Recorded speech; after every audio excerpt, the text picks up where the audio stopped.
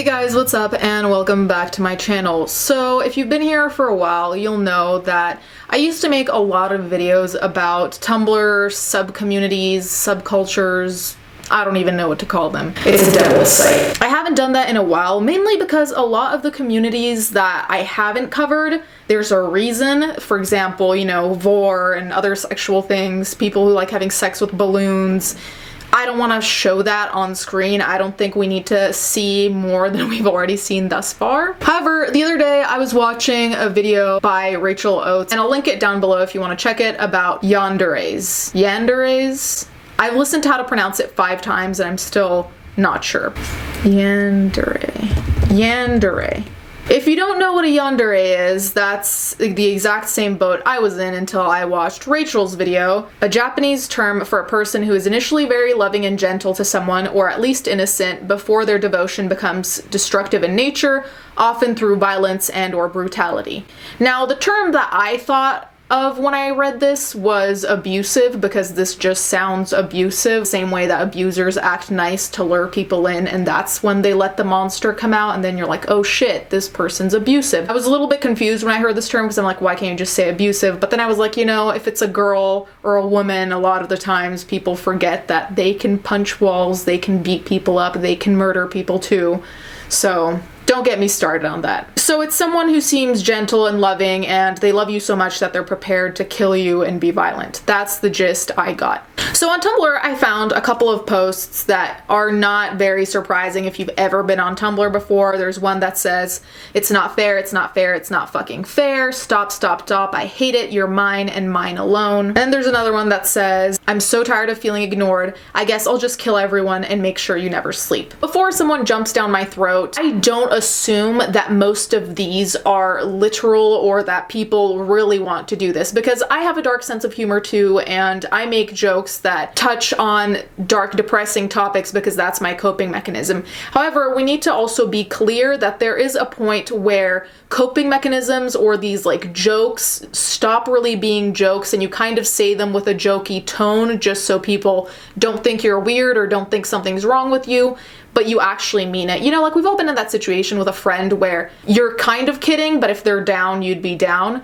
That can be fun, or it can be very grim, like in this situation. So these 2 posts, like I said, I don't know what their intention is. However, we're gonna look at just a couple more posts, and then we're gonna talk about real life consequences about this entire mentality. Here, there's one that says, "I don't even feel at home in my own house anymore. The only place I feel at home is around you." Like I said before, these are all a matter of interpretation. The thing is, I find all of these posts more unsettling when they have the tag yandere with it, just because I don't know if this is just a kind of like writing prompt thing, because I've seen a lot of writing prompts, or whether it's genuinely someone is that weird and obsessive, and being obsessive and creepy like that is not a cute personality trait. So it's just important to keep tabs for yourself if you're someone who's interested in this, that you're not going to the dark side. Anyway, instead of just seeing these Tumblr posts and wondering what's what, let's look at a real life story of a yandere girl. So here I found an article that says, "Dark obsession with real life anime character who allegedly stabbed boyfriend." So you see how this can go wrong sometimes, and of course there's always someone who takes it to the new level, so I'm not saying everyone in this community is like that. This is just showing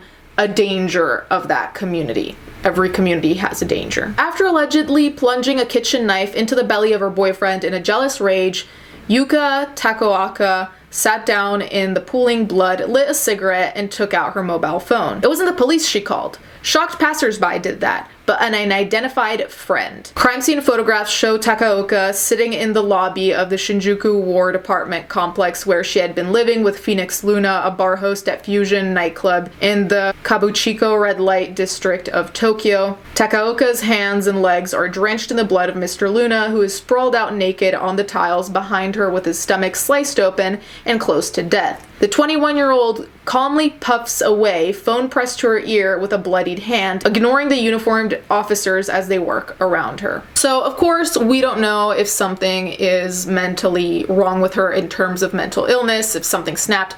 We don't know. What we know is that she attempted to murder the boyfriend and seemed completely unfazed by it. In fact, This is not funny, but it sounds cartoonish in the sense of, imagine just trying to murder someone and then smoking your cigarette, sitting on your phone, acting like nothing happened. That doesn't sound like real life, but unfortunately. Such callous behavior should have generated public fury and revulsion. Instead, the response has been a dark fascination that threatens to snowball into something approaching celebrity worship. Former nightclub manager Takaoka is now an internet sensation, a star on Instagram and Twitter, where fans share pictures, video, and screen grabs of the woman they have dubbed the too beautiful criminal. They speculate about her jealous and obsessive nature and share photographs of her bizarre behavior, from the crime scene pictures to footage of her flashing an evil grin beneath large glasses inside the backseat of a patrol car as she was taken away from the scene. So I'll include a picture of her smiling, but I'm not going to include any of the crime scene pictures. Listen, I know this has been going on for a long time, but I'm not going to stop being mad about it,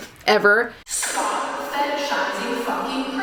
I cannot share my indignation enough about the fetishization of criminals. You know, if it were a petty little crime, you can probably let it go and think it's hot that he's a bad boy. I mean, can't relate, but whatever, do you in that case if it's benign. When it's a murder or an attempted murder or something so violent like this, I just cannot understand how you kind of disregard the small little detail of, yeah, she slit his stomach open, but you think, oh my god, but she looks so cute in that skirt, so she's fine. No, she's not too beautiful to be a criminal. People need to stop thinking that criminals are like the ones in cartoons, like the ones in the 101 Dalmatian movies. Like, criminals don't look like that. They're not fucking always wearing a ski mask and not attractive or weird looking or something. There are plenty of attractive criminals. There are plenty of criminals who are women, and I can't believe I have to say this, but it's almost like because they're women, sometimes criminals are really looked at as like this poor precious thing who is so devilish but adorable in some way. And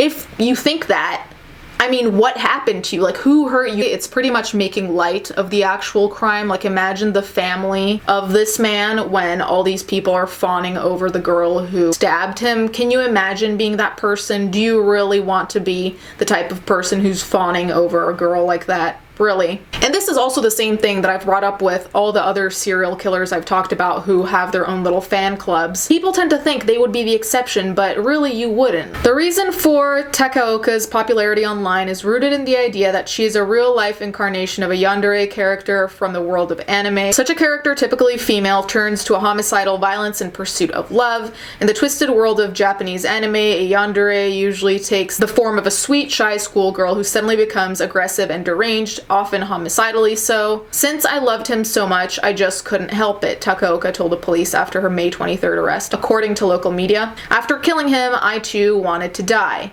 In fact, Mr. Luna didn't die, although he came very close, spending days in critical condition with a wound so deep it penetrated his liver, and several more weeks recovering from surgery. As he languished in a hospital, Takaoka's celebrity continued to rise. I have no problem with weird, creepy anime stories that include these homicidal girls.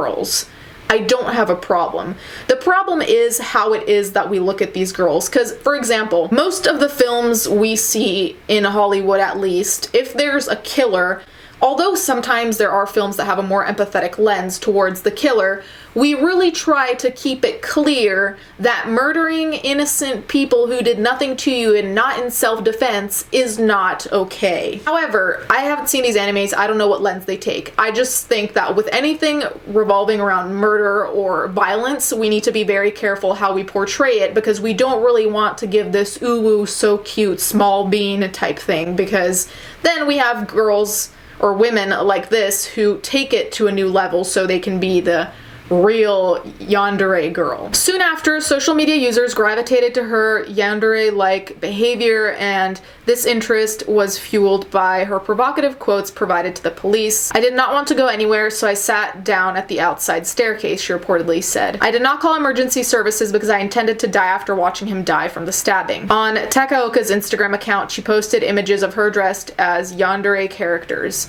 After the incident, she garnered tremendous attention online as the too beautiful attempted murder suspect. There are now dozens of Instagram accounts devoted to her, filled with tribute art, including paintings and drawings of Takaoka stabbing Mr. Luna, or flashing a coquettish smile while brandishing a bloody knife, cigarette dangling from her lips. So disgusting and in such poor taste. Like I said, if you want to create these weird homicidal characters in your own little universe with fake people, okay, fine, with characters.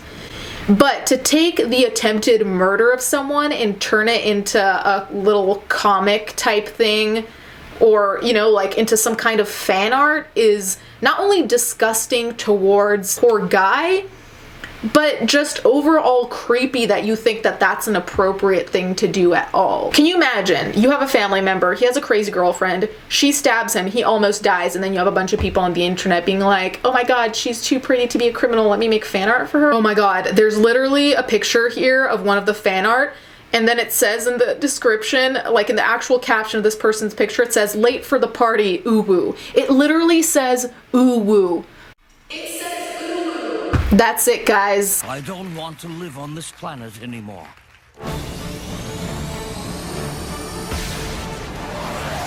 Okay, I love this. Then they included someone who was like against, you know, all this fandom of this young woman, and there's this meme. Pretty funny. Over the past month, more details have emerged about what motivated the near-fatal stabbing. According to Japanese media, Takaoka was working as the manager of a so-called girls' bar, a type of hostess club where she met Mr. Luna in October last year.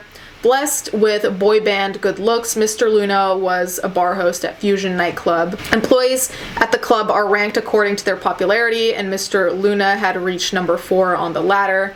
Like their female counterparts, male bar hosts are expected to generate sales by flirting with patrons and encouraging them to keep drinking. But their lifestyle put pressure on their relationship. It became serious enough for them to decide to move in together. On the night Takaoka allegedly stabbed Mr. Luna, they had been sharing an apartment for just 3 days. The fact that they'd only been sharing an apartment for 3 days is particularly alarming, because to me it just indicates that she potentially wanted to move in with him to stab him, rather than they moved in and then something happened and then she stabbed him, which is all the more creepy because it makes me wonder if this was the end goal since the get-go. Like, since she first met him, she was like, oh, you know what? Actually, I'd love to try and kill this person. And then the media will think it's cute, because this is 2019. According to local media, the catalyst for Takaoka's alleged attack was an intimate photograph of him with another woman she found on his mobile phone. Incredibly, Mr. Luna bears no ill will toward Takaoka for allegedly almost killing him. In fact, he even credits the incident with boosting his popularity at Fusion and reuniting him with his estranged siblings. I do not hold a grudge, he told the Tokyo Reporter last week. I think there was a reason for her to stab me. It was also thanks to her I was able to achieve the sales I did in less than a year since I became a host. Hospital relatives contacted by police in the wake of the stabbing came to see him. I met my older brother and sister for the first time in 5 years. He said, I'll be very happy to stay in touch with them in the future. Takaoka remains in custody awaiting for her next court date. Okay, so the fact that she found the picture is apparently why she stabbed him. I still do think that the timing is quite interesting, that you'd move in and you immediately find a picture and then you immediately stab them. It's just a lot. I'm surprised Luna isn't mad at all. Like, I think I would have quite a bit of resentment. Like, of course something good came out of this, because of course he survived and he reunited with his family. I do think it's a little bit strange that the first thing he says is that he was more popular because of it. I'm sure like that in a sense is a bonus, because your popularity can be monetized, like with him with sales, but at the same time, aren't you happy like to be alive and your family in the first place? I don't know, maybe, you know, language barriers. I'm not judging him. I just thought that was a little bit strange. I'm glad he's okay. Can't believe he's not mad at her. The point is that some of these communities really foster a negative mindset, and I do think that some of these communities really encourage people to act on all of their impulses, even if they're terrible impulses, even if they're dangerous, even if they could cost someone their lives. And that's something we need to be careful of. And that's with every community, whether it's online or offline. But I think online, there's the disconnect between yourself and humanity in a way, which is why I think it's so easy for certain people to just send death threats or hate because they don't feel like they're actually saying it, even if they are. And I think it's something similar with these communities where they don't think they're doing anything bad because it's online, but the reality is that can reflect on your mental state and then your actions, as we saw here. Anyways, guys, let me know what you think in the comments down below. Let me know if you've had anything to do with a community like this before. Thank you guys so much for watching. Thank you to my patrons as always, and let's get right into the fan